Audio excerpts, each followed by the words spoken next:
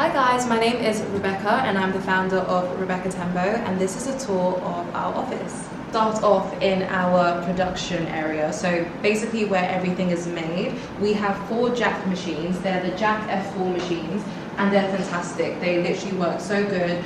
I had them delivered by a guy in East London. I can't remember his name, but I'm going to link his shop in the description notes so that you guys can go and check them out. They're really affordable because they tend to be ex-machines from like fashion schools that they've only used once or twice for fashion week or whatever. So yeah, highly recommend, and they work super well. And then on the walls we basically have a pen for every single machinist, because we have like a bit of admin to do every time we make an order, size charts, just things for us to be aware of, and our threads. We have other boxes of threads as well, but it's just typically whatever's being sewn at that moment. If we go to the back of the room, then you'll find my desk. I basically recorded a YouTube video 4 years ago with one of my old offices in Grace End, and I remember talking about the sort of desk that I wanted at the time. I think I got like an IKEA one, but I wanted like a hairpin desk, and it was like an oak, I don't know what, tabletop or something. I didn't get that, but I still always wanted an oak sort of looking desk. So this actually isn't a desk, it's a dining table from IKEA, but I just loved the colour of the wood and I wanted something just a bit different, felt a bit more like homey. Chairs also from IKEA.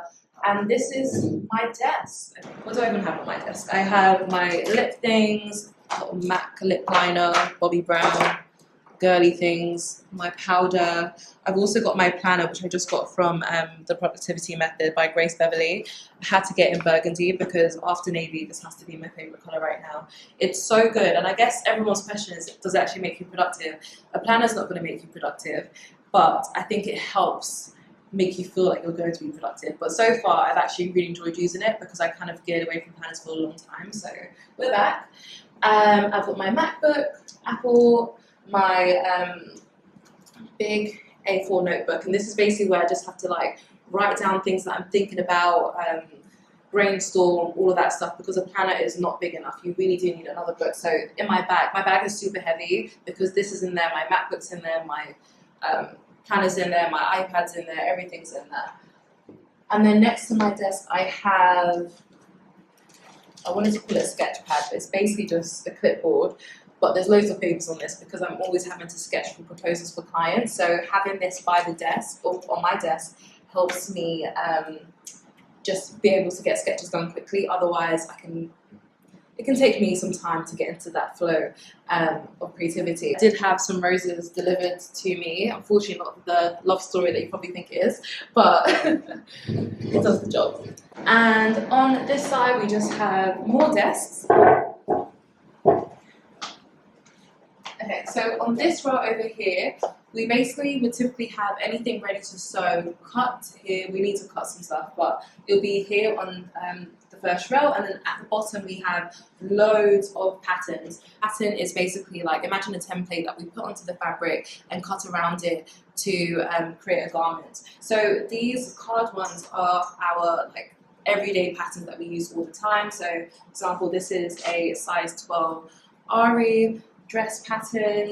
It's a very common size for us to make, so that's why it's in the front at the moment. And then all of these plastic ones are basically patterns for individual clients, because we make a lot of bespoke orders.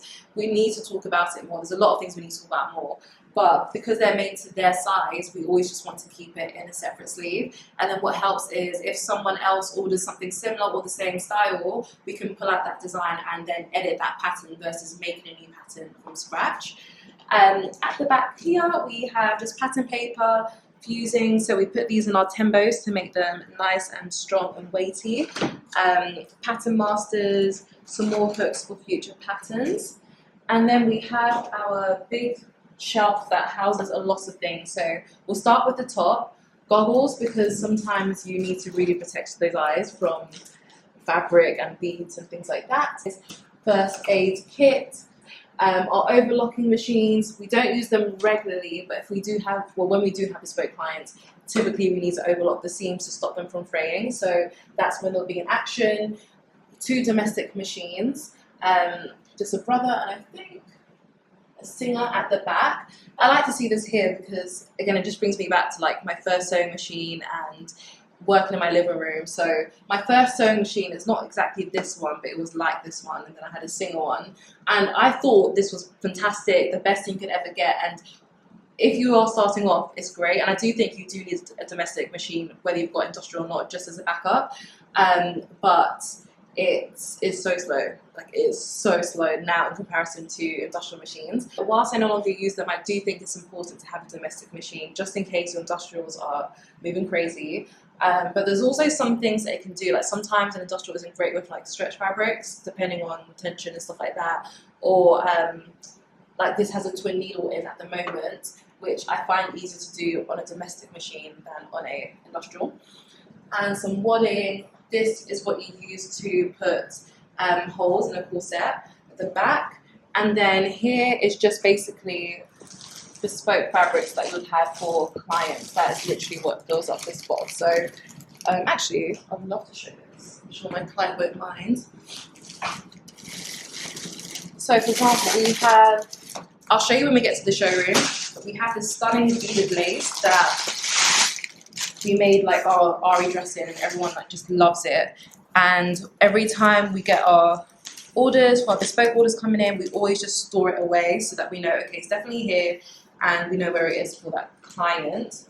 And this is the beautiful lace fabric. It's absolutely stunning, and it's got such a good amount of sparkle.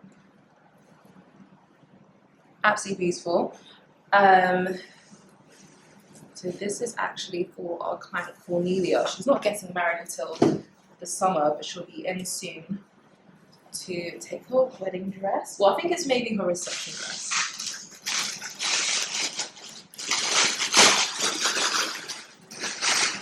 And then we've got our signature pearls in this section. So we do need to order some more, but yeah, this is pretty much what you see on all of the garments. It's all hand sewn onto the garments, and they are absolutely beautiful and have a nice sparkle. The middle box, we have our zips, so we always have long at the front because we mainly use long zips, and then we have short ones at the back. And it's basically like a little, I guess, tip that I learned from this company called Seating Matters. They're based in Northern Ireland, so I went there last year to pretty much understand how they make their factory very efficient, very lean, and little things like having the thing that you use the most in front so that it's less time to reach out for it makes such a huge difference to how long it takes to make a garment. Once you're able to reduce the garment time and reduce costs, you can increase your profit margins and then generate, just more profit to then put into your business basically, which is like something I just kind of geek out over.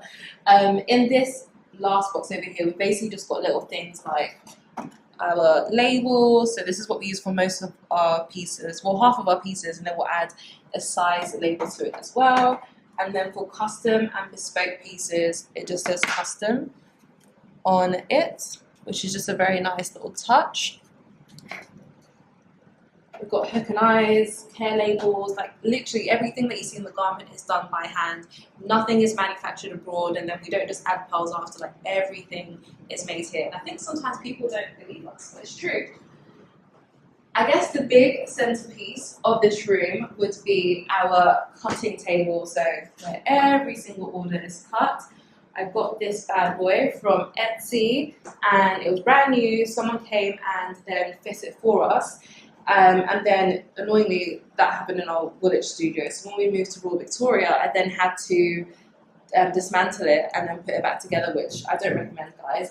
But if we look underneath, you can see different rolls of fabric. And then the bottom, I'm just going to have to be honest, it's a mess right now. It will be taken care of. But we basically just have like 1 meter pieces, 2 meter pieces, like pieces versus rolls. These are out because on the weekend I had a client come with her daughter, my best friend. She's getting a reception dress from us, and a bow, and then her daughter's getting the Ari dress in a baby pink for the wedding, which I think is really sweet. So I'll just show them the different shades because in our showroom it's mainly white and ivories. So yeah, they were really happy, which is really exciting. And then on this side we have a lovely view of Royal Victoria, which is where we're based. They're currently doing something technical outside. But it's very nice. Sometimes like on the weekend, I'll bring my laptop. I can basically make this table shorter and just look at people whilst they work. I guess now we'll take you to the showroom. Welcome to our showroom. This is where we host all of our clients, whether they're coming in for a trial appointment, so they're basically coming in to try on some of our pieces, to look at fabrics, swatches or samples, or if we have a fitting. So for bespoke clients, they'll come here and we'll be doing various fittings throughout their process. We have this huge mirror that I absolutely love, and I bought this on Shpock, which is basically an app for like secondhand things, furniture, clothes, whatever. I think the retail price was like £600-700, but I got this for like £135, and it was just in Essex, so not too far to drive to go and get. And yeah, love this mirror. It's absolutely huge. It's like 5 foot or 6 foot or something. Then these are our sample pieces. So right now, the dress that's stealing the show is this beauty, which is our RE beaded bridal.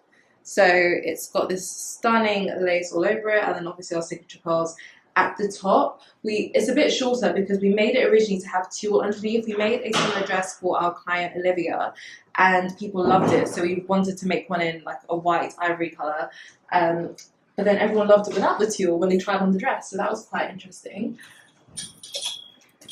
We've got some other pieces, so we've got like our tembo. We've made this like in a bigger size in the waistband so that we can just clip it for people when they come and try it on. But this is the tembo in white. Our Aries, we've got our bellows, which is our classic. We've got this stunning feather skirt, which is actually all ostrich feather. So it's a very premium fabric and feather trim to get, but it makes it just so fun. And when you're like dancing, it really does shake and move. I just think it looks very glamorous and expensive. So we actually made this for our client Anna Maria. She bought a bespoke corset which had the round neckline and a long kind of like fishtail dress, and then she also got this feather skirt. So for her reception, she changed out of the long skirt into the feather skirt, and then that kind of gave her 2 looks with one top. Trying to squeeze that back in. So last year we did a bridal campaign, and I think that's actually what accidentally took us into the bridal world, which I'm not complaining about because I absolutely love it. And this was the dress that we made for our model, and we've made a few of them for some of our bespoke clients as well, but it's also got the same lace as the first dress that I showed you, but a mocha, like a dark mocha underlayer, and it's absolutely just stunning, and you can really feel the weight of this dress. So it's definitely one of my favorite pieces to date. I'm going to put the link in the description to book an appointment. Come and visit us. We're in London, in Royal Victoria, and always happy to host you. In this area, there's nothing here, but basically clients get dressed over here. My goal soon, depending on how things go, because I'm in 2 minds, is to build a wall, a thin wall, and then have like an arch in the middle, and I think that would just be great for content, but also just like the client coming out and just having that really nice experience. The only thing about this room is that it feels like small and it's funny because the old one was smaller. Everything is always smaller, then you get something bigger, then it feels smaller again as you keep growing, and we'll see how things go, but I've loved that. And then probably my favorite thing in this room, which is our I said yes to the dress sign. We'd only just got this like in October or November, which I think is way too late. I don't know why we weren't getting this earlier. It's just so fun, and like, it's really nice to see people excited to take the picture. Like they'll see it on the chair or on the side table, and they just really want to take a picture or video with it. So I just love having this around. I guess another thing that I'd love to show you guys is our clamps.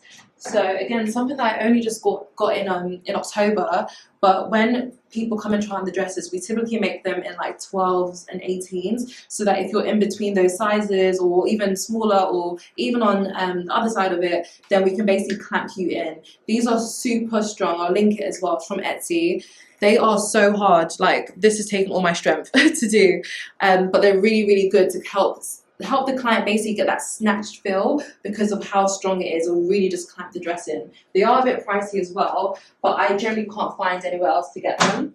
And then another tip for you, if you have a brand and you're making custom pieces or doing trial appointments, is to create these like very basic sheets. So let's say, for example, a client is a size 8 and we've only got a size 6, and maybe the bust is showing, so maybe the zip isn't going up, so her back is showing. So we'll split this in the back and then just clamp it to the dress so that she can kind of see how it look like closed anyways. It just gives people like a good idea. And yeah, that's this room. The last room is our staff room. It's nothing fancy, but I guess you can see where we have lunch.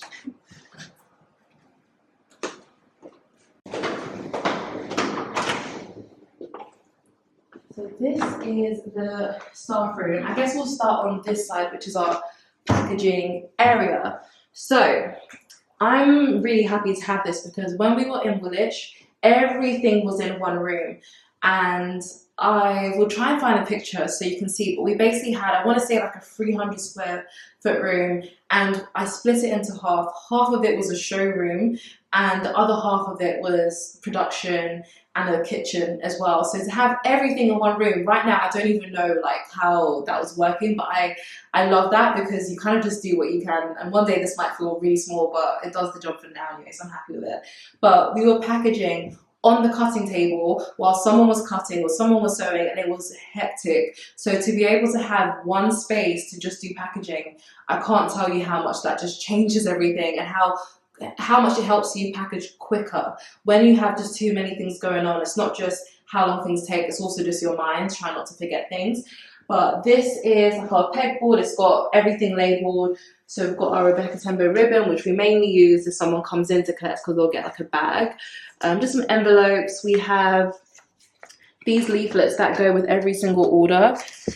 And it's just a picture from our bridal shoot, and it just basically just lets customers know, those that order online, that we actually do bespoke as well. Again, we do post about it, but we do need to rave about it a bit more. So it's nice when they receive their dress, they love it, and then they're like, oh my gosh, they do bespoke too, and they can scan the code and it takes them straight to booking in a consultation with me.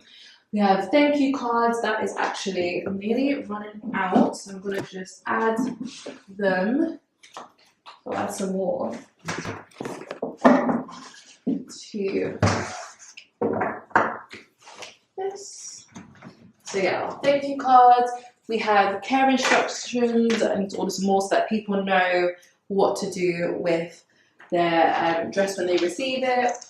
And then just everything you need. Why I love this is because it's so easy to be like, where's the pen, where's the scissors, where's this, where's that, and you just get flustered. But everything is always here, and if it's missing, then you know to put it back because you can actually see that it's missing from this area. And then we just package here. Once it's all packaged, it says here, orders ready to be collected. On this side, we basically have, we need to do like a re-up of something. So we need a bit more tissue paper, we need more bags, but this is where we would basically just store any of our packaging things that we need. And then here we'll have like paper, we'll have any of these things like the thank you cards and care instructions. We'll just store any extras over here. And that's pretty much it. This is our tables from IKEA, and everything here is pretty much IKEA. This kitchen is IKEA, everything's IKEA. And yeah, just sit here and eat lunch. So nothing crazy in this room, but it's nice again to have it separated from everything. You can eat, your food can smell, and it's not going to be like someone in the showroom is not going to be like affected by it. So we've come a long way, but yeah. So on Instagram last night, I did ask if anyone had any questions about owning a studio or leasing, just basically having your own space to work. So I've got a few questions, and the first question is, when is it the right time to get an office? Now this really just depends on your revenue, it depends on how much you have left over. After buying all of the materials and shipping, etc., you do need to factor in that it's not just rent. There's business rates, tax, there is electricity sometimes if that's not included in your rent, Wi-Fi.